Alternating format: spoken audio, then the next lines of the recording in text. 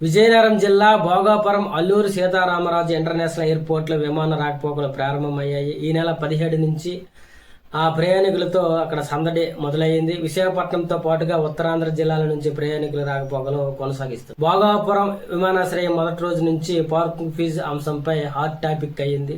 విశాఖపట్నం, విజయనగరం, శ్రీకాకుళం నుంచి ప్రయాణికుల కోసం వస్తున్న క్యాబ్ వాహనాలు, ప్రైవేట్ వాహనాలకు సంబంధించి పార్కింగ్ ఫీజులపై కొంతమంది అభ్యంతరం వ్యక్తం చేశారు. జిఎంఆర్ యాజమాన్యం భారీగా పార్కింగ్ ఫీజులు వసూలు చేస్తున్నాయని ఆరోపించారు. అయితే భోగాపురం ఎయిర్పోర్ట్ కు ప్రయాణికులను తీసుకువచ్చి ప్రైవేట్ వాహనాల డ్రైవర్లు తిరిగి ప్రయాణంలో కిరాయి వచ్చేంత వరకు వేచి ఉంటున్నారు. డ్రైవర్లు వేచి ఉండాల్సి వస్తుంది కూడా. అంతసేపు విమానాశ్రయంలో పార్కింగ్ వాహనం ఉంటుంది కాబట్టి పార్కింగ్ ఫీజు కట్టాలని కాంట్రాక్టర్లు డిమాండ్ చేస్తున్నారు. ప్రైవేట్ కార్లకు పార్కింగ్ ఫీజు మొదటి 30 నిమిషాలకు 100, అలాగే గంటకు 150, 2 గంటలకు 200, ఆ తర్వాత ప్రతి అదనపు గంటకు 50 రూపాయలు చొప్పున 450 రూపాయలు వసూలు చేస్తున్నారు రోజుకి.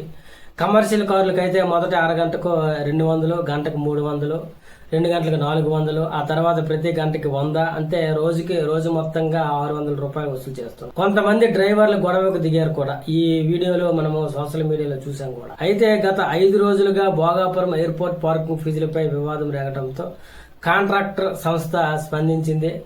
ప్రస్తుతానికి భోగాపురం విమానాశ్రయం నుంచి కిరాయి లేకుండా వెనక్కి వచ్చే యాప్ ఆధారిత క్యాబ్ డ్రైవర్ల పార్కింగ్ ఫీజు చెల్లించాల్సిన అవసరం లేదని వారికి ఊరట కల్పించింది.